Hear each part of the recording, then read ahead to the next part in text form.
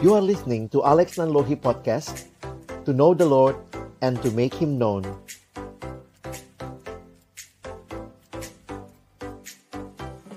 Kami datang dalam ucapan syukur di hadapan-Mu ya Tuhan. Terima kasih buat kesempatan ibadah yang Tuhan berikan bagi kami sore hari ini. Kami rindu ya Tuhan, biarlah ketika sama-sama kami akan membuka firman-Mu, bukalah juga hati kami. Jadikanlah hati kami seperti tanah yang baik, supaya ketika benih firman Tuhan ditaburkan itu boleh sungguh-sungguh berakar, bertumbuh, dan juga berbuah nyata di dalam kehidupan kami.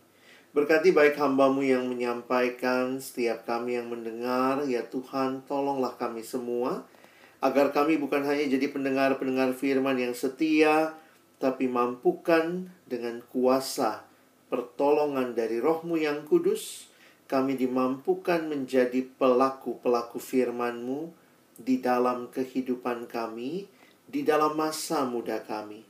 Bersabdalah ya Tuhan, kami anak-anak-Mu sedia mendengarnya, di dalam satu nama yang kudus, nama yang berkuasa, nama Tuhan kami Yesus Kristus. Kami menyerahkan pemberitaan firman-Mu. Amin. Shalom teman-teman, selamat sore. Bersyukur kesempatan ini boleh kembali ketemu dengan teman-teman sekalian. Dan pelayanan sore hari ini dalam tema yang diberikan kepada kita, Follow Him in Love, ya. Sama-sama kita akan melihat. Saya siapkan satu slide PowerPoint, dan saya harap ini juga menolong teman-teman untuk bisa mengikuti pembahasan firman Tuhan sore hari ini. Bicara tentang kasih, sebagaimana kita tahu kekristenan dikenal dengan kasih. Jadi kalau orang nanya Kristen tuh identik sama apa? Ya langsung orang bicara kasih ya. Nah, saya ingin mengajak kita melihat bagaimana kita mengerti kasih ini.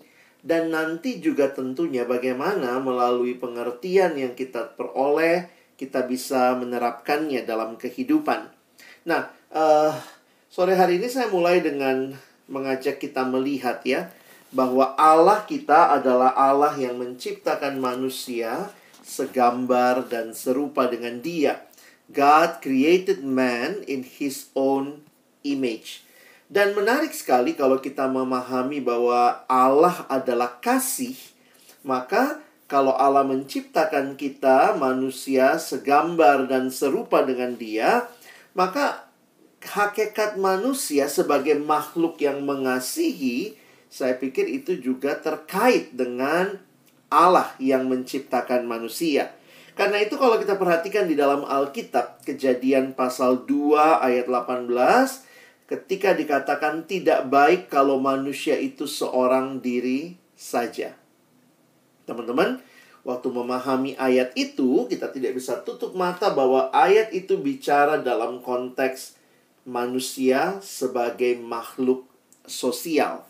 Jadi, manusia sebagai makhluk sosial itu bukan sekadar teori sosiologi, tetapi itu adalah rancangan Allah sendiri yang menciptakan manusia untuk saling mengasihi. Kalau kita perhatikan di dalam Kejadian pasal yang kedua, ketika Allah mencipta dikatakan baik, baik, baik, puncaknya sungguh amat baik.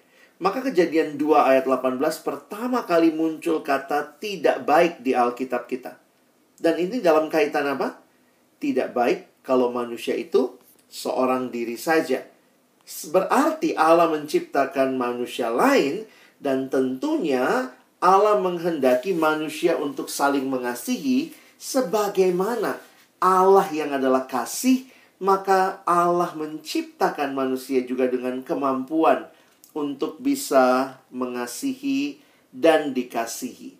Karena itu saya mengutip kalimat pendeta John Stott yang berkata di dalam bukunya, sebagaimana ikan dibuat untuk air, maka umat manusia dibuat untuk kasih, untuk mengasihi Allah dan mengasihi sesama kita. Jadi kalau kita bicara tentang kasih, ini bukan sesuatu yang terpisah dari hidup kita, tetapi ini ada dalam rancangan Allah yang indah buat setiap kita.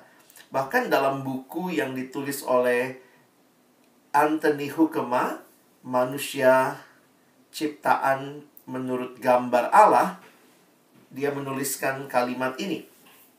Kristus sebagai gambar Allah menyatakan bahwa apa yang sentral dalam gambar Allah bukanlah rasio atau intelijensi, melainkan kasih.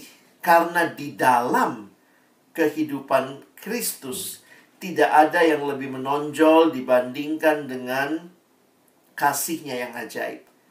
Jadi, kalau dikatakan Kristus adalah gambar Allah yang sempurna, apa yang dikaitkan dengan hal itu ya, dia gambar Allah dalam kaitan dengan kasihnya. Nah ini, maka kita juga yang diciptakan segambar dan serupa dengan Allah, meskipun kita sudah jatuh dalam dosa, tetapi sebagai gambar Allah tidak sepenuhnya hilang. Di dalamnya kita melihat bagaimana manusia adalah makhluk yang mengasihi. Karena itu Tuhan Yesus pun menyatakan di Matius pasal yang ke-22 ayat 37-40, jawab Yesus kepadanya, kasihilah Tuhan Allahmu dengan segenap hatimu dan dengan segenap jiwamu dan dengan segenap akal budimu. Itulah hukum yang terutama dan yang pertama. Dan hukum yang kedua yang sama dengan itu ialah kasihilah sesamamu manusia seperti dirimu sendiri. Pada kedua hukum inilah tergantung seluruh hukum Taurat dan kitab para nabi. Jadi kalau kita mempelajari ayat ini, kita jadi mengerti bahwa Tuhan menghendaki kita juga untuk pertama-tama mengasihi Allah dan juga mengasihi sesama kita. Jadi kasih itu begitu melekat dengan kehidupan kita sebagai orang percaya. Nah, tetapi bagaimana kita menghayati kasih itu? Ketika sudah jatuh dalam dosa, kita melihat kasih itu menjadi sesuatu yang hancur. Kita lihat ketika Adam ditanya, kau makan buah pohon itu, Adam menyalahkan Hawa. Yang tadinya dia mengasihi, tetapi kemudian menjadi sesuatu yang kelihatan ada konflik di situ. Adam berkata kepada Allah, perempuan yang kau tempatkan di sisiku, dialah yang memberi aku makan dari buah pohon itu, makanya aku makan. Jadi menuding Hawa. Dan kemudian kita melihat Kejadian pasal 4. Seorang abang, seorang koko tega bunuh adiknya sendiri. Seorang kakak membunuh adiknya. Harusnya manusia diciptakan dalam kasih, tetapi kemudian rusak di dalam dosa. Sehingga kita melihat sejak itulah Kejadian pasal 3, relasi itu hancur dengan Allah, dengan sesama, dengan diri sendiri bahkan, dan juga dengan alam di mana kita hidup. Nah, kalau hari ini kita mengatakan kasih, bagaimana kita memahami kasih ini, ya? Nah, saya pikir kita perlu melihat apa yang dibawa di dalam dan melalui kehadiran Kristus untuk menyatakan kasih itu bagi kita. Ya, kalau kita bicara hari ini follow him in love, we need to know what is love actually, ya. Setelah Kristus datang, dia memberikan kepada kita pemahaman kasih yang berbeda, yang tentunya menjadi dasar pembaharuan kasih itu. Bagaimana kita bisa sambil mengevaluasi ya kehidupan kita. Apakah sudah atau belum kasih seperti yang Kristus rindukan itu terjadi dan kita alami. Saya memilih 1 Yohanes pasal 4. Saya memotong hanya beberapa ayat untuk kita fokus sore hari ini. Mari kita belajar tentang kasih dengan melihat kepada apa yang Allah lakukan. 1 Yohanes 4 ayat 9-11. Abang sudah tulis semua ayatnya ada di screen, jadi kalian tinggal lihat ya. Nah, perhatikan ayat 9. Dalam hal inilah kasih Allah dinyatakan di tengah-tengah kita, yaitu bahwa Allah telah mengutus anaknya yang tunggal ke dalam dunia supaya kita hidup olehnya. Inilah kasih itu. Bukan kita yang telah mengasihi Allah, tetapi Allah yang telah mengasihi kita dan yang telah mengutus anaknya sebagai pendamaian bagi dosa-dosa kita. Ayat 11. Saudara-saudaraku yang kekasih, nah perhatikan ini ya logikanya. Jika Allah sedemikian mengasihi kita, maka haruslah kita juga saling mengasihi. Teman-teman, kalau kita mau belajar tentang kasih, bagaimana kita memahami hal ini? Ya, saya pikir kalau mau belajar tentang kasih, ya bukan belajar dari dunia, bukan belajar dari kasih yang sudah tercemar dalam dosa, bukan sekadar romantisme belaka, ya bukan belajar dari drama Korea, bukan belajar dari novel-novel percintaan. Tetapi kalau kita mau belajar tentang kasih, marilah kita belajar dari Allah. Karena dengan jelas dinyatakan bahwa Allah adalah kasih. Kasih itu dimulai dari Allah. Perhatikan istilah yang digunakan tadi. Bukan kita, kata Rasul Yohanes, yang mengasihi Allah, tetapi Allah lah yang terlebih dahulu mengasihi kita. God is love. Itu pun dinyatakan di 1 Yohanes 4 ayat 16. Allah adalah kasih. Nah, bagaimana kita mengerti akan hal ini? Saya mau mengajak kita kembali melihat bagaimana ungkapan tentang kasih ini muncul ya di dalam tulisan-tulisan di Perjanjian Baru. Ketika Abang coba perhatikan ya, perhatikan bagaimana bagian-bagian ini dinyatakan di dalam Alkitab. Nah, saya ambil kesimpulan begini ya, teman-teman bisa perhatikan. Kesimpulan saya begini. Hampir setiap kali Alkitab Perjanjian Baru, secara lebih khusus lagi tulisan-tulisan Rasul Yohanes yang kaya dengan tulisan tentang kasih, maka perhatikan, hampir setiap kali tulisan Rasul Yohanes tentang kasih, maka dia tidak menjelaskan definisi kasih, tetapi dia menunjuk kepada sebuah peristiwa yang terjadi, yaitu Allah memberikan Yesus Kristus anaknya yang tunggal. Jadi Alkitab tidak memberikan kepada kita definisi kasih adalah seperti kamus begitu ya, kasih adalah sebuah perasaan atau komitmen untuk akhirnya. Tidak, yang diberikan kepada kita adalah sebuah peristiwa yang di dalamnya saya pikir kita diajak untuk merenungkan. That is love. Ya, coba lihat ya. Nah, ini yang tadi kita baca kan? Coba perhatikan ayat yang ke-9. Dalam hal inilah kasih Allah dinyatakan di tengah kita. Terus, tidak dikasih tahu kasih itu adalah apa-apa-apa. Tetapi yaitu bahwa Allah telah mengutus anaknya yang tunggal ke dalam dunia. You want to know about love? Nah, lihat. Allah telah mengutus anaknya. Perhatikan ayat 10. Bukan kita yang telah mengasihi Allah, tapi Allah yang telah mengasihi kita. Dan kemana rujukannya? Referensinya sama. Dan yang telah mengutus anaknya sebagai pendamaian bagi dosa-dosa kita. Sehingga ada ungkapan ya, love is a verb. Kasih itu kata kerja. Secara khusus ketika bicara kasih, maka yang di-refer kepada kita, bagi kita adalah apa yang terjadi di kayu salib. Teman-teman, kita tidak bisa tutup mata bahwa ketika kita bicara tentang Allah adalah kasih, dan kasih itu dimulai dari Allah, maka kita melihat tindakan Allah yang kepadanya kita harus melihat kasih adalah Allah memberikan anaknya. Ya, itu yang diberikan kepada kita. Kita tidak diberikan definisi, tapi ya saya pakai istilah di sini, Allah memberikan buktinya. You want to know about love? This is the proof. Allah mengaruniakan anaknya yang tunggal. Ini muncul juga di mana? Oh, lihat juga. Kita paling hafal ayat apa di Alkitab kita? Yohanes 3 ayat 16. Still the same. Tulisan Rasul Yohanes mengutip kalimat Yesus tidak sedang mendefinisikan kasih. Ketika dikatakan karena begitu besar kasih Allah akan dunia ini, lihat referensinya apa?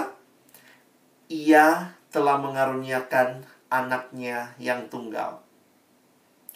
Jadi kalau teman-teman mau belajar tentang kasih, harus lihat kepada tindakan Allah mengaruniakan anaknya yang tunggal.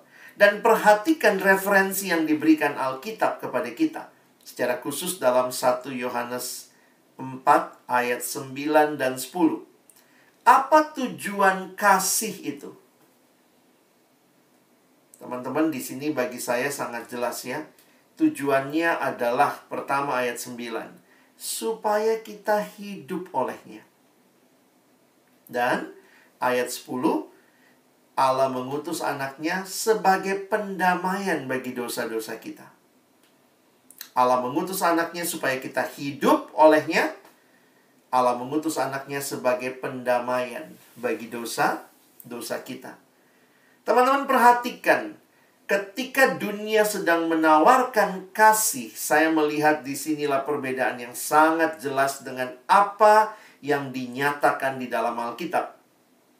Kasih di dalam dunia seringkali hanya dikaitkan dengan apa? Perasaan, ya, saya dapat sesuatu gitu ya. Kita baru selesai bulan Valentine. Ada yang mungkin berharap, mana dong kasih coklatnya, kasih apa. Pokoknya kasih itu adalah saya dapat sesuatu. Kasih itu sekedar sebuah perasaan. Tetapi kalau teman-teman memperhatikan, ketika Allah mengasihi manusia, maka fokusnya bukan apa yang dia dapat dari kita. Bukan. Tetapi justru apa yang dia berikan bagi kita. Bahkan tujuannya jelas tadi. Bukan untuk dirinya, tapi untuk kita yang dia kasihi. Jadi kalau teman-teman melihat dengan jelas, di sini bagi saya perbedaan sangat mendasar. Kenapa kita disuruh lihat kepada kayu salib? Kenapa kita disuruh lihat kepada pengorbanan Kristus, Allah mengutus anaknya? Karena itulah wujud kasih yang luar biasa, yang sangat beda dengan dunia. Kasih dunia selalu maunya ngambil. Makanya katanya bahasa Indonesia itu adalah bahasa yang paling jelas menggambarkan kasih dibanding bahasa lain ya. Kenapa? Karena misalnya kalau kita mengerti kasih, apa itu kasih? Kasih, ya kasih, ya. Kasih itu apa? Kasih, ya kasih. Kasih itu arahnya bukan ke diri kita, tetapi kepada yang kita kasihi. Itu kasih yang sejati. Kasih itu apa? Kasih, ya kasih. Love is giving. Love is not taking. If love is taking, that is not love. That is rampoking. You know?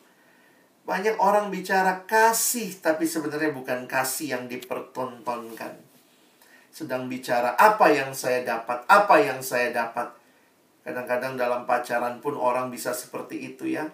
Bukannya kasih yang seperti Tuhan, tapi kasih yang aku mengasihimu supaya saya dapat sesuatu. Ayolah, kalau kau sayang sama aku, tidurlah sama aku.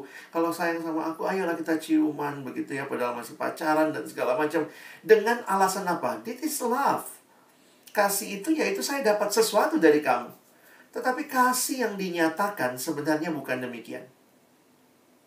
Kasih yang sejati adalah kasih yang memberi. Dan kasih yang benar-benar tidak berfokus kepada orang yang mengasihi atau kepada pribadi yang mengasihi, tetapi berfokus kepada yang dikasihi. Nah, waktu kita berkata, Tuhan, aku mau mengikut Engkau dengan kasih. Ini jadi pertanyaan penting buat kita. Kita ikut Tuhan untuk dapat sesuatu atau untuk memberikan sesuatu? Mungkin bukan cuma memberi sesuatu ya, tapi memberikan segala sesuatu.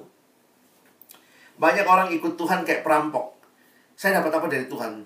Saya mau rajin kebaktian supaya Tuhan berkati saya. Saya mau rajin kebaktian supaya nanti saya dipenuhi berkat Tuhan. Jadi sebenarnya kita bukan ikut Tuhannya. Kita ikut, kita mengasihi Dia. I follow you, but because I want something from you. Kalau teman-teman mengerti apa yang sudah Tuhan berikan bagi kita di kayu salib, sebenarnya kita nggak bisa berkata, I want something from you. Karena semuanya sudah Tuhan kasih. Paulus dalam refleksinya di kitab Roma pasal yang ke-11.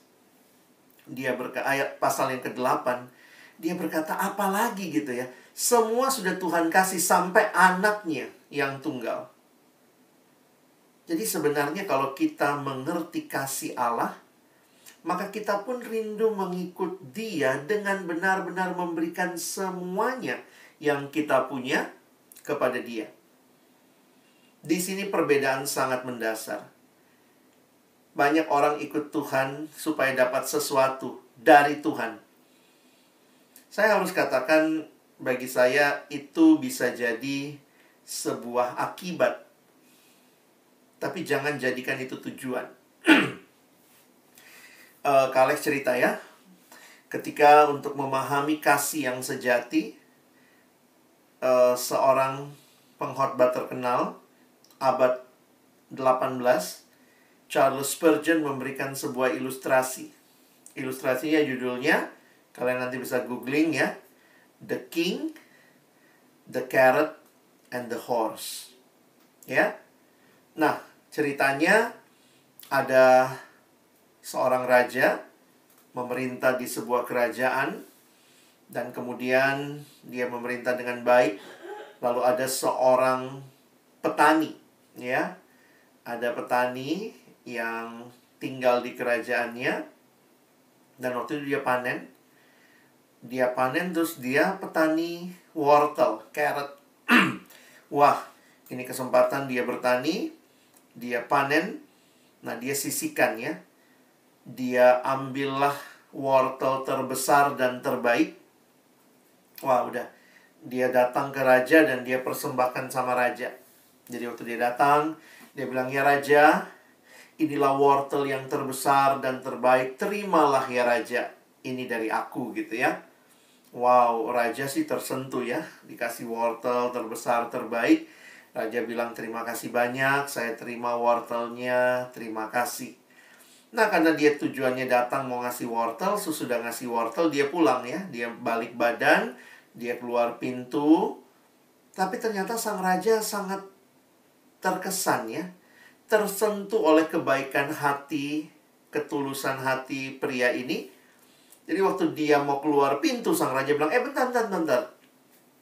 Lalu sang raja panggil masuk lagi. Dia bilang, saya sangat tersentuh dengan ketulusan hatimu. Saya berpikir untuk memberikan kamu sepertiga kebun istana. Wah, jadi akhirnya raja bilang, ya sudah, saya berikan kepada kamu sepertiga kebun istana. Silahkan kamu usahakan dengan baik. Itu sekarang milik kepunyaanmu. Wah, dia keluarlah. Petani ini keluar dari istana raja. Dia sangat senang, dia tersenyum. Dan kemudian di luar dia ketemu temannya. Temannya bilang, wow, gembira amat, dari mana? Habis hadap raja. Loh, hadap raja kok ketawa-ketawa, senang-senang. Kenapa? Iya, tadi saya datang bawa wortel, kata dia gitu. Wow, gitu. Tapi terus kenapa happy banget? Oh, raja kasih sama saya sepertiga kebun istana. Akhirnya, udah. Kemudian, pria ini, dia mikir, wow, bawa wortel, dapat sepertiga kebun istana. Wah, dia pulang. Nah, pria ini bukan petani. Ya, temennya ini ternyata adalah seorang peternak. Jadi waktu pulang, apa yang bisa dikasih ya? Wah, kemudian dia lihatlah, dia ambillah kuda. Dia punya peliharaan, dia carilah kuda yang terbesar dan terbaik. Lalu kemudian dia bawa besoknya sama raja. Wah, dengan harapan dia dapat sesuatu ya. Jadi dia datang sama raja. Terus kemudian raja bilang, ada apa? Ya raja, inilah saya mau persembahkan kuda saya yang terbesar dan terbaik. Terimalah ya raja. Wah, raja dikasih kuda seneng ya. Jadi terima kasih, saya terima kudanya. Setelah terima kuda, sang raja kaget, loh, kok masih berdiri di situ ya? Jadi peternak itu masih berdiri, dia nunggu gitu. Terus raja bilang, kan kamu datang mau ngasih kuda kan? Udah kan? Saya udah terima kudanya, makasih ya. Dia nunggu, dia melongo gitu ya, nunggu ke raja. Oh, barulah akhirnya raja sadar. Oh, kamu berpikir seperti Aku akan melakukan seperti yang kulakukan pada temanmu kemarin. Lalu kemudian sang raja mengatakan kalimat yang menarik. Temanmu kemarin memang datang ke sini untuk mempersembahkan wortel itu buat saya. Tapi kamu hari ini, kamu tidak datang ke sini untuk mempersembahkan kuda ini buat saya. Kamu datang untuk mempersembahkan kuda ini untuk dirimu sendiri. Ini tagline ilustrasi ini ya. The farmer yesterday gave me the carrot, but today you are not giving me the horse. You are giving yourself a horse. Teman-teman mengikut Tuhan, apakah kamu mengikut Tuhan untuk memberikan segalanya kepadanya? Karena Dia yang sudah memberikan segalanya terlebih dahulu untuk engkau. Atau kamu datang kepada Tuhan karena mau sesuatu dari Dia. Banyak orang yang datang sama Tuhan seperti perampok, taking. You are not loving God, you are taking. Jadi beberapa orang bicara kasih kepada Tuhan, rajin ibadah, rajin lakukan segala sesuatu. Tapi itu bukanlah sesuatu yang lahir dari hati yang mengalami kasihnya Tuhan yang sudah mati bagi engkau. Dia bahkan menyerahkan nyawanya. Tetapi banyak orang yang berpikir ikut Tuhan karena mau sesuatu dari Tuhan. Kalau ada KPK sorgawi, ketangkep kita. Penjilat-penjilat ya. It's not easy to love God. Karena hanya ketika engkau telah mengalami kasih-Nya, maka engkau akan rela mengatakan, Tuhan, semua hidupku untukmu. Kadang-kadang kita bilang gini, Tuhan, saya udah kasih studiku loh. Ujian kali ini gak nyontek Tuhan, awas loh. Jadi kita akhirnya kayak bargaining, tukeran sama Tuhan. I will love you only if you give me something. Sehingga sebenarnya itu bukan follow Jesus ya. Kita ngerampok Tuhan dan tidak sungguh-sungguh really follow Him. Jadi, sekarang bayangkan, kalau kita tidak punya kasih, ya kita akan sulit mengasihi. Baik mengasihi Tuhan, kita jadi nggak tulus, ikut Tuhan supaya dapat sesuatu. Apalagi mengasihi sesama. Makanya ketika Paulus berbicara kepada jemaat di Korintus, Paulus bicara tentang kasih. Karena dalam relasi horizontal antar jemaat, kalau engkau tidak dipenuhi kasih Tuhan, maka horizontalnya hancur juga.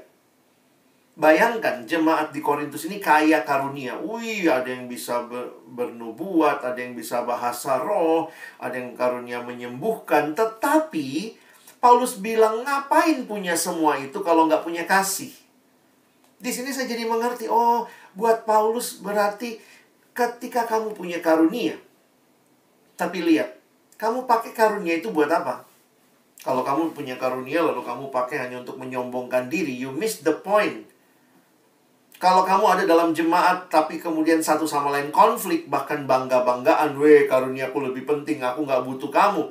Itu yang Paulus tulis di 1 Korintus 12, dia pakai gambaran tubuh, nggak ada yang paling penting dari tubuh. Bilang saya nggak butuh kamu. Paulus bilang kita tuh satu tubuh. Dan kemudian Paulus bicara di 1 Korintus 13. Kita lihat 3 ayat pertamanya saja ya. Perhatikan kalimatnya. Jadi ini kan Paulus lagi bicara kepada mereka yang sombong nih. Bisa bahasa roh, bisa bahasa apa gitu ya. Paulus ngomong gini. Sekalipun, nah ini cara nyindirnya halus banget ya. Kalau pakai cara nyindir ini berhasil juga ya. Paulus gak bilang gini, sekalipun kamu. Ya enggak. Tapi cara nyindir yang bagus, dia pakai ilustrasi dirinya. Saudara-saudara, sekalipun aku dapat berkata-kata dengan semua bahasa manusia dan bahasa malaikat, tapi jika aku tidak mempunyai kasih, aku sama dengan gong yang berkumandang dan canang yang gemerincing. Teman-teman, ini sangat terkait. Kalau semester ini nanti kalian akan bahas mengasihi sesama, tapi hari ini Kak Alex kasih gambarannya ya. Bagaimana mengasihi sesama?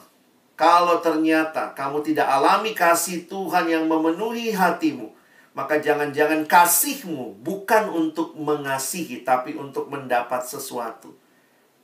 Makanya Paulus bilang, Kalau kamu punya karunia luar biasa, tapi kamu nggak punya kasih, karuniamu kamu pakai menyombongkan diri, nggak guna. Ayat 2. Sekalipun aku mempunyai karunia untuk bernubuat dan aku mengetahui segala rahasia dan memiliki segala pengetahuan, dan sekalipun aku memiliki iman yang sempurna untuk memindahkan gunung. Wow. Bayangkan ada pengurus misalnya hebat banget karunianya sampai bisa mindahin gunung ya. Tapi jika aku tidak mempunyai kasih, aku sama sekali tidak berguna.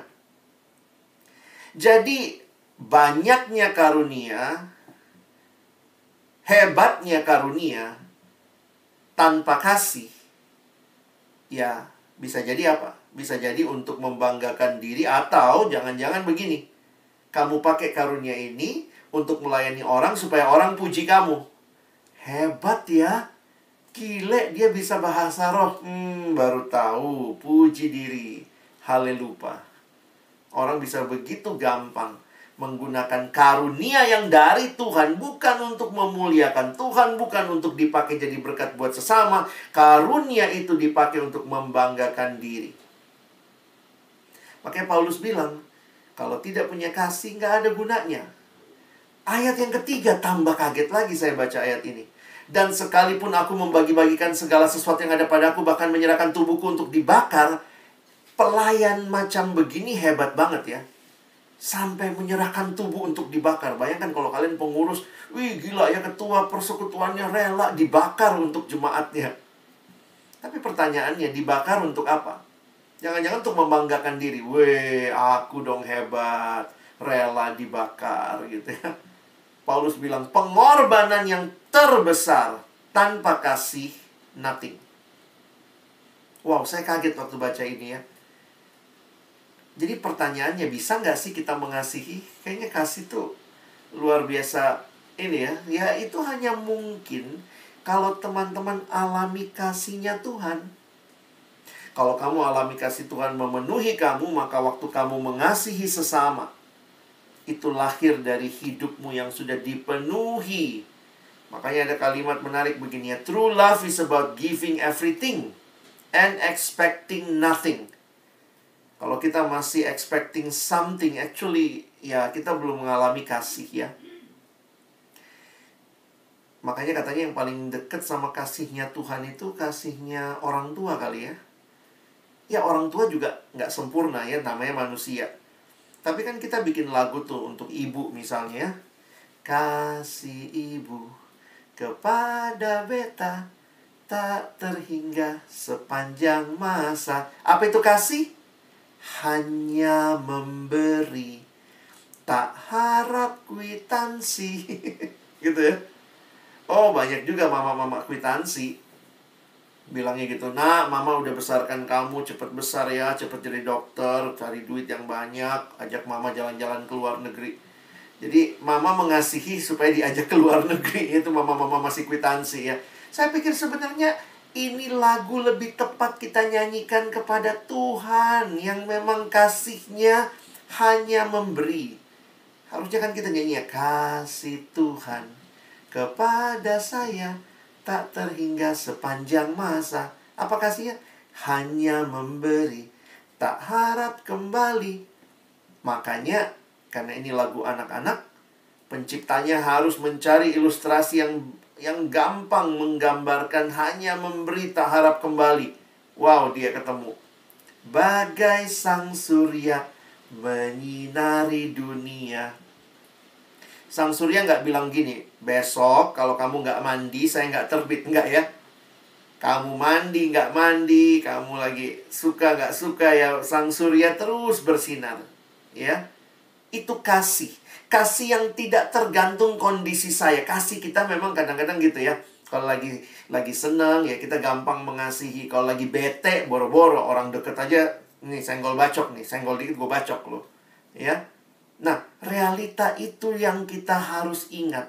Karena itu kalau kalian lanjutkan membaca ayat 4, ayat 5, ayat 6, ayat 7, ayat 8 dari kasih, itu semua tuh kasih itu sabar, kasih itu murah hati, kasih itu tidak cemburu, tidak memegahkan diri. Kasih itu adalah kualitas yang benar-benar memberi seluruhnya kepada orang yang dikasihi. Makanya ada kalimat menarik begini ya. Kalau orang punya kasih, dia akan terdorong memberi. Itu udah pastilah. You can give without loving, but you cannot love without giving. Contoh aja gini ya.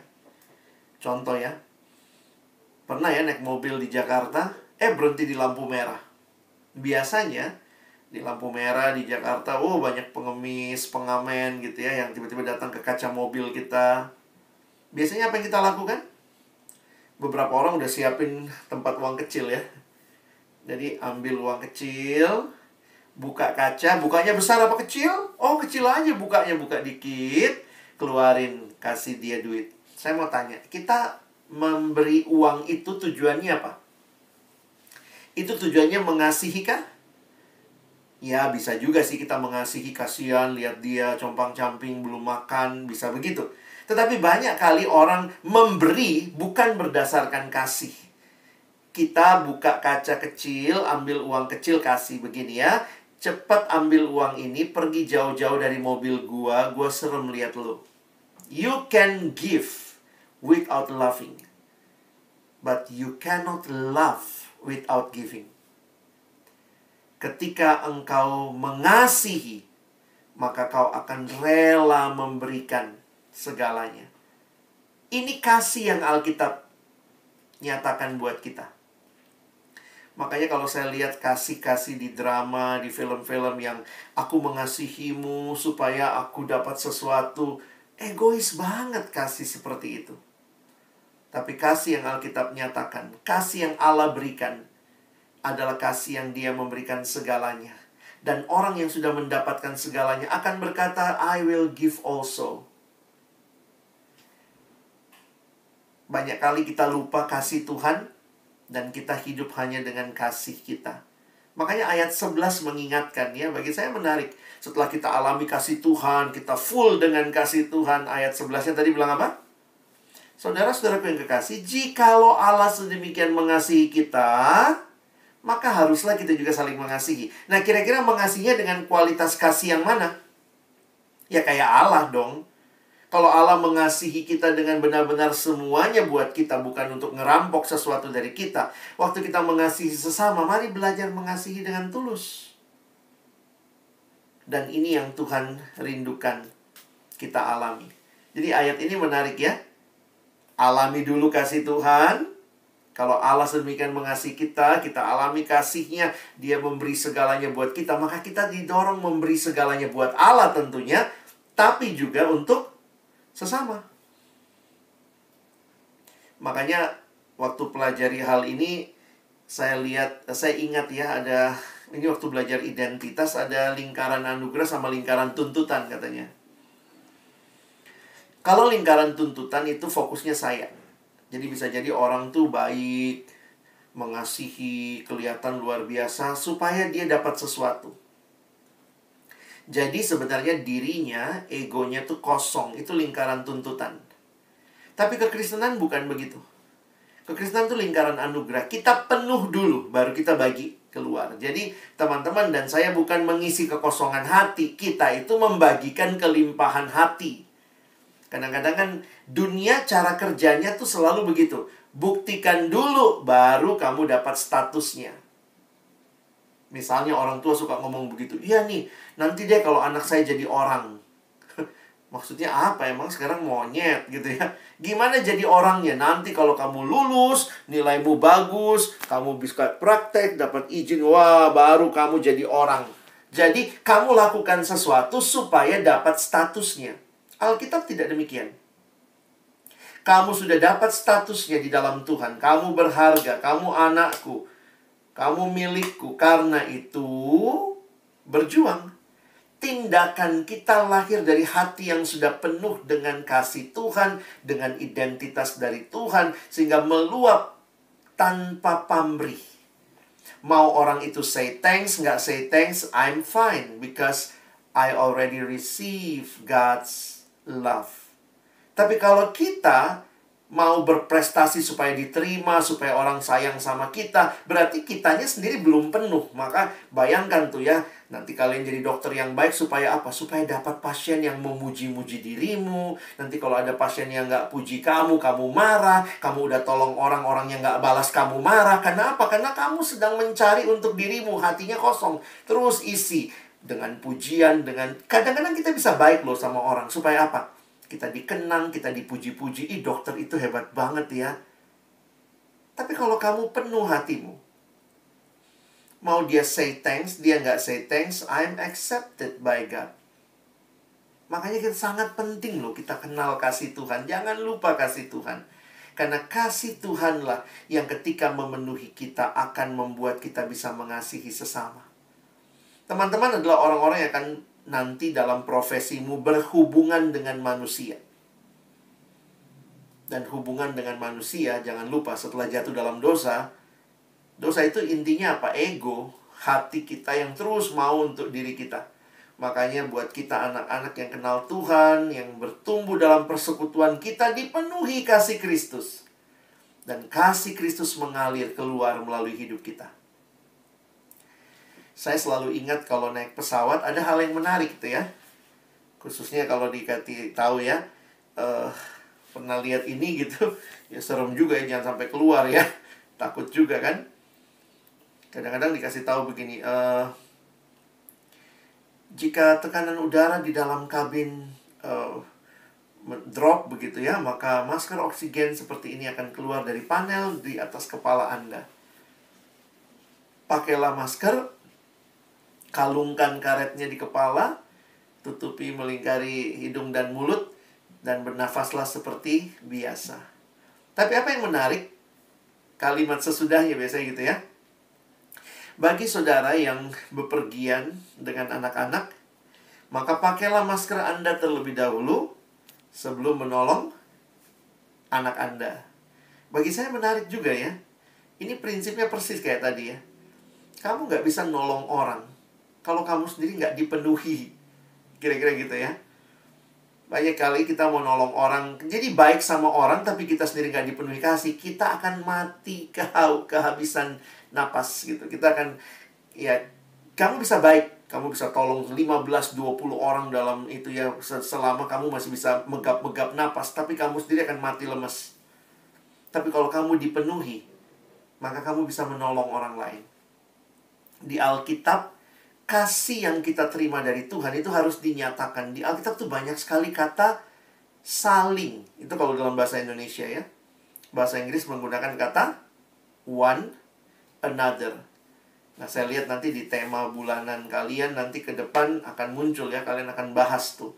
Bukan cuma nikmati kasih Allah, tapi one another-nya dapat. Nanti kalian bisa lihat one another, saling mengampuni, saling membangun, saling mengaku dosa, ada gitu juga ya. Saling mendoakan, saling melayani, saling mengasihi tadi ya. 1 Yohanes 4.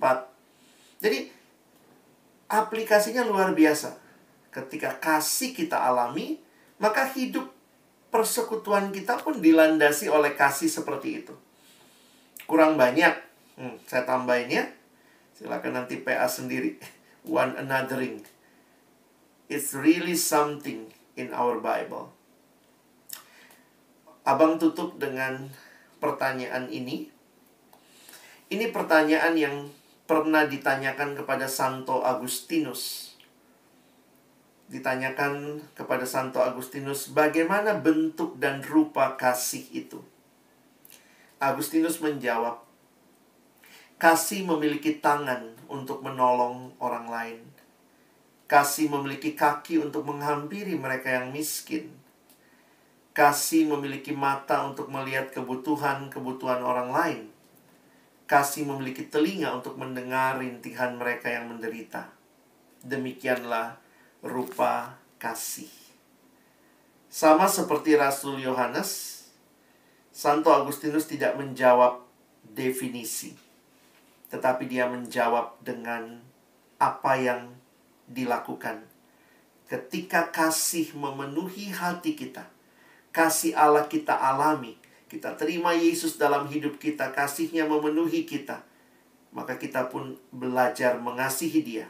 Kita tidak merampok karena dia pun telah memberikan segalanya. Saya pun belajar memberikan segalanya. Dan dalam hubungan dengan sesama, teman-teman juga bukan jadi perampok. Bayangkan dokter gigi yang gak dipenuhi kasih ya. Lihat pasien, wih duit berjalan. Ada lagi, ayo duit datang sini. Makin sakit gigimu, puji Tuhan saya makin kaya. Tetapi ketika engkau dipenuhi kasih, maka dari kasih itu engkau memberi yang terbaik. Melayani, mau dia bayarnya mahal, dia BPJS nanti atau bukan BPJS, dia bisa ke klinik atau tidak. Kalau nggak ada kasih teman-teman, kita tuh ngelihat orang tuh mau kayak ngerampok ya. Tapi kalau kita dipenuhi kasih, kita akan memberi yang terbaik. Karena inilah yang sudah kita nikmati dan kita alami. Jadi saya sungguh berharap ketika teman-teman boleh belajar tentang kasih, diingatkan lagi tentang kasih.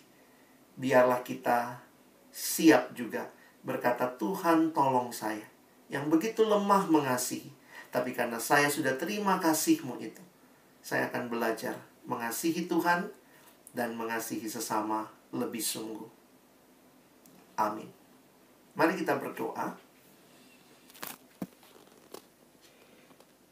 Tuhan, tema sore hari ini, I will follow Him, follow you in love. Kami sangat menyadari bukan kami sumber kasih itu, kasih dari Allah, dan karena itu kami pun belajar meniru kasih-Mu ya Tuhan. Kasih yang memberikan segalanya. Bukan kasih yang mengambil, tapi kasih yang memberi. Bukan kasih yang terbatas, tetapi kasih yang kekal. Kami pun belajar menjadi saluran kasih Allah bagi dunia ini. Karena itu Tuhan, tolong teman-temanku, adik-adikku yang rindu semester ini di dalam persekutuan kami belajar makin mengerti kasih-Mu. Kami belajar makin menerapkan kasih-Mu dalam relasi dengan sesama. Karena itulah perintah-Mu, mengasihi-Mu dan juga saling mengasihi sesama kami. Kami berdoa, tolong kami ya Tuhan, bukan cuma jadi pendengar firman, tapi sungguh boleh jadi pelaku-pelaku firman-Mu. Kami bersyukur dalam nama Yesus kami berdoa. Amin.